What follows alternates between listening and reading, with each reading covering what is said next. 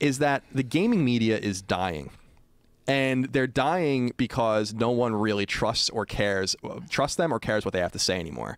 People, 10-year-olds and 15-year-olds today are not growing up being like, I wonder what Polygon has to say about the newest game. They go to YouTube and find a guy there that they trust and believe, which is why the only people unanimously pretty much that came out in my defense were YouTubers, because they know that they're the next rung of this evolution of the way we absorb and communicate and absorb information and have news. Meanwhile, these people, to your point, are writing clickbait, trying to stay relevant, but no one really cares what they're saying anyway. So they're in their death throes. This is a way for them to take shots at multiple people at the same time. This is what they did to PewDiePie. This is what they did to other people. Well, the PewDiePie one was really egregious. It was egregious, but like, again, a lot of that stuff was taken out of context. Yes. And a lot of it... No, I don't mean PewDiePie was egregious. Oh, yeah. I mean the attacks on him. Oh, yeah, it was terrible. What Wall Street Journal did to him, this is just a sign of the times. These are people fighting, and I really feel this way, and you might disagree, but I feel like a lot of it is, these people are fighting for their lives. If I were a person that was writing about... Wait, hold on. The journalists. The journalists, yeah. Yeah. Like, if I were... I'm sorry to interrupt you. If I were...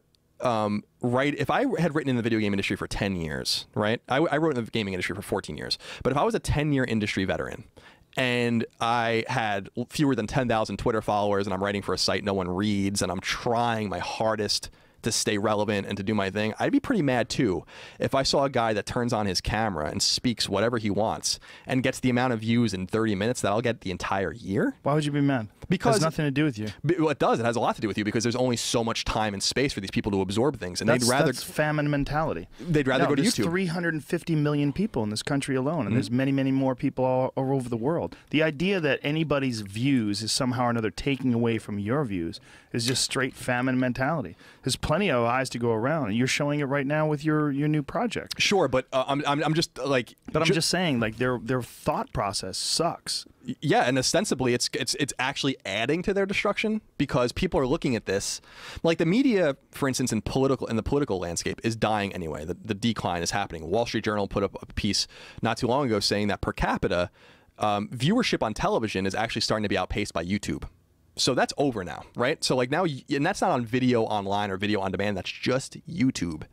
And so people are looking at the situation and actually precipitating it happening quicker because in order to stay relevant, they lie or they write hit pieces. I think we should talk about what happened with PewDiePie because most people are like, who the fuck is PewDiePie Sure.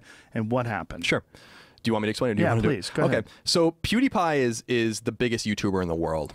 He has 55 million subscribers and he's a millionaire. Just to be clear, I don't really know him very well. I think I've had 1 or 2 communiques with him at some point, but I don't know him, so I don't really have a horse in the race. He lives in Europe. He lives in England. I think he's Swedish or something of that nature, but he lives in England. And he has a massive YouTube following. I mean, every video he does will have 10, 12, 15 million views. And you know, you're on YouTube. I'm on YouTube in a much lesser sense. That's a lot of views. And he pushed the boundaries in some ways, in some tasteless ways, as is his right. And the thing that really caught on was that he was using this app or this service called Fiverr, which is this kind of TaskRabbit kind of thing where it's like you can pay people to do whatever you want. And he paid some of the things he did were otherwise, but he paid these guys in some country to hold up these like "Death to all Jews" signs or something like that as part of a joke. And you know, and it's something I think is somewhat tasteless. But he's trying to make a point. Whatever point he was trying to make a point. It was lost on a lot of people. And this combined with some other imagery he had been using, some like kind of fascist or Nazi imagery and some other things that have been going on over the months. I'm sorry. Did you want to? Oh, I thought you were about to say something. I'm sorry. And so eventually the Wall Street Journal caught wind of this. Wall Street Journal, obviously a very prolific right of center, but still pretty moderate newspaper. And basically went after him and tried to destroy him, and took a lot of things out of context and forced Disney owns a studio that funds him and all these kinds of things and caused a lot of personal and economic destruction for this man. It seems like they intentionally took things out of context too, and they distorted the actual intent of what he was trying to do, especially with telling people to not be Nazis. He was like mocking people that were being Nazis, and they used that to say this guy is pretending to be a Nazi. Right. It was a completely dishonest hit piece in the same vein as the Condé Nast hit piece, is the same vein as the Hulk Hogan hit, is the same. Right. It's these people. They the term punching up. They want to punch up, and they think they're punching up. Wall Street Journal is punching up now on YouTubers, but really caused a lot of. That's hilarious. Punching up on a YouTuber. That's the way they look at it. Isn't that hilarious? It is. This guy's a YouTuber. He's a guy by himself. You're punching up to attack him because he's the king, because he's the media elite. I mean, that's the media elite. I mean, it's like an independent reporter attacking the, you know, ABC News or something like that. Exactly. And to me, it was like it showed a lot of cowardice. It showed a lot of half-cocked thinking on the Wall Street Journal's part to think that this wasn't going to blow back on them. And it showed a level, and I hate using this word because I don't think innately it's necessarily a bad thing because I think it drives you forward, but there's a level of jealousy at play with a lot of these kinds of things that are happening. That's what you were thinking about before when you were saying that someone who's struggling to get 10,000 views on any story they write is going to look at a guy like this that can do one video where he talks about farts and he makes, you know, his 7 million views or something like that. Yeah, and he makes 15 million a year or whatever. At him. Yeah, and they're mad and they don't understand it. And I get that. You know, I look at some people that are famous or some people that are, you know, have a platform and I'm like, I don't get this, but I'm not going to like sit here and like rain on their parade. That's their right. They have an audience. That's totally fine. Maybe look at yourself and why you don't have an audience. Maybe look at yourself and realize that if you've been doing this for so long and you're so proud of that, why isn't anyone listening to you? Could it be you? You know, instead of looking around for people to assassinate, which is what's basically happening here. Right.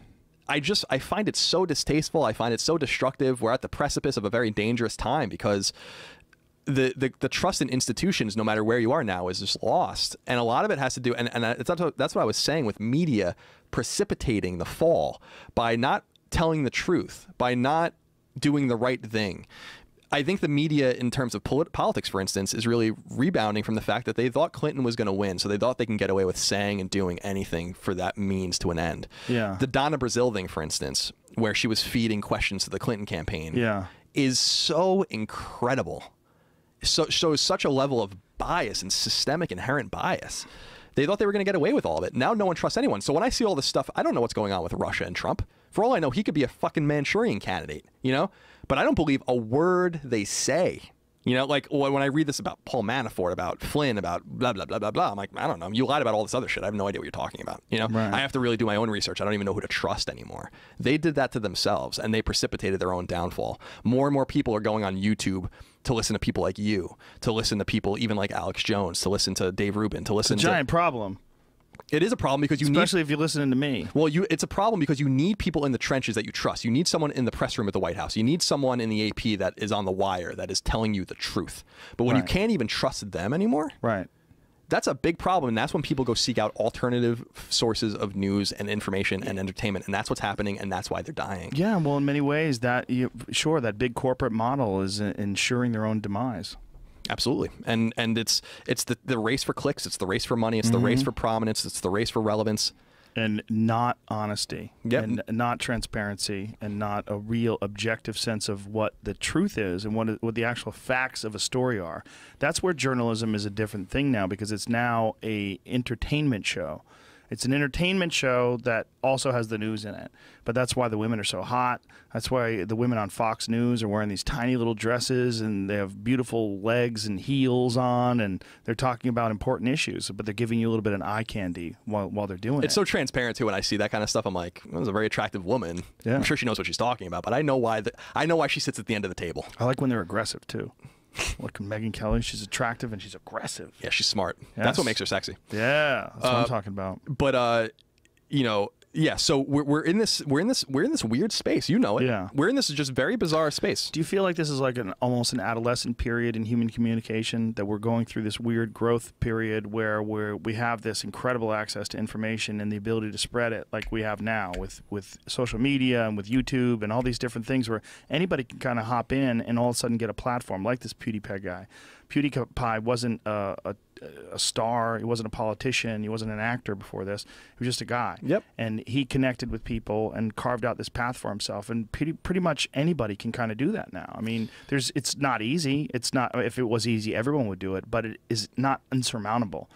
And I wonder what the next stage is in terms of the ability to share information. If it's going to change past where it's at now and get to some new level.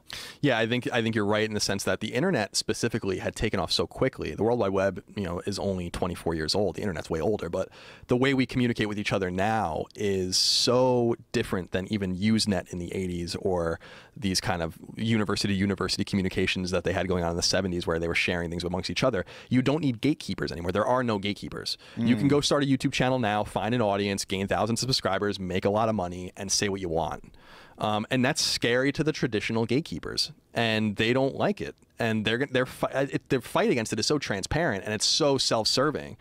When we need a media that we can trust, but I don't think we need the media as it is right now either, because the media we have right now is bloated, dishonest, partisan, politically and motivated, all these things that don't really serve a purpose to educating and informing someone. The days of Cronkite are gone. Well, doesn't that sort of set the stage for someone to come in and offer a viable alternative? I hope so. There you are, Colin Moriarty. Yeah, that's the idea. Is like just in my own way. Like I don't have these delusions of grandeur that I'm going to make millions of dollars and have this huge reach. Dude, you're already at $39,000 a month. You better cut the shit with this humility stuff. I know what you're doing. I know what you're doing. You fuck. Stop. I'm just trying to say that I didn't have. I left my. I was making good money. I own. Kind of funny. I walked away expecting that I was going to take a pay cut to do what I really wanted to do and try to do the right thing.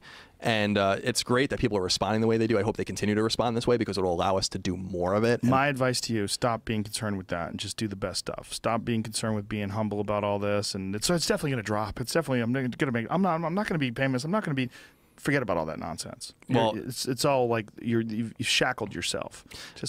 I'm just trying. Plow forward, young man. I appreciate. Plow forward with intent. You've got some good content, man. You're a smart dude. Thank you very much. I appreciate it so much.